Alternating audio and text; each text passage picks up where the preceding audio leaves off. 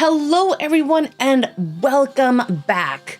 All right, so today we're going to be tackling two essentials, numbers and time. Why? Because they're everywhere, from asking prices to making appointments. So let's get started. Here's a trick. Learn them in chunks, please. Do not learn numbers from 1 to 100 from the get-go. Start with 1 to 10. And then once you feel comfortable enough, you're able to say these numbers without an aid, then go on to numbers from 11 to 20 and so on. And here's a fun fact. In many languages, patterns emerge after the first few numbers, making it easier as you go. So, okay. What about my Spanish learners out there? Let's leave a like for my Spanish learners. So repeat after me. Uno, dos, tres. Now for my Spanish learners, let's see how can you guys continue? Now, if you guys were able to count to 10, hey, great. Now you can use these numbers in real life contexts, like counting money, ordering food, or scheduling dates.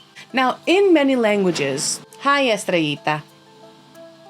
All right, timekeepers, let's crack the code of telling time.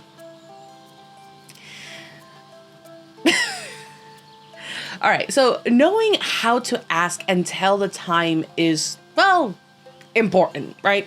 So we want to start with full hours, then move on to half and quarter hours. And remember, practice makes perfect. Now, in many languages, time is told differently than in English. So for an example, if I wanted to say it's 2:30.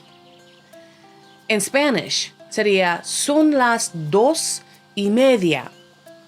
While in Japanese, it's nijihan. Now notice the structure and the words used for half and hour.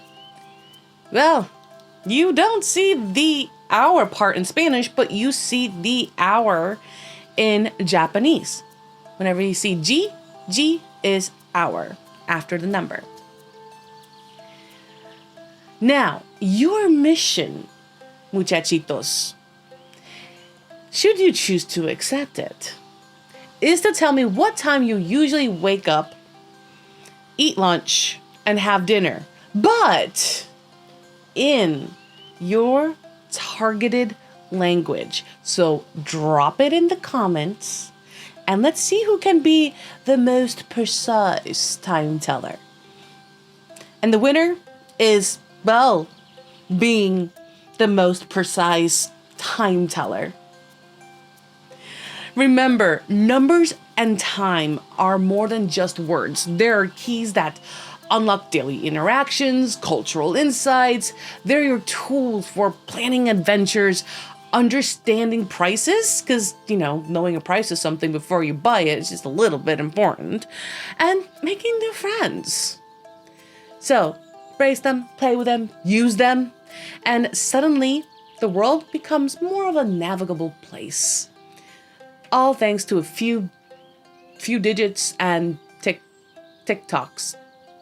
Not TikTok, but TikToks. Oh, this is why I'm a teacher, not a comedian. So I can't wait to see your time telling skills in action. And until next time, keep counting, keep asking, keep exploring. And hasta luego, au revoir, goodbye, sayonara, until the next video. Bye everyone.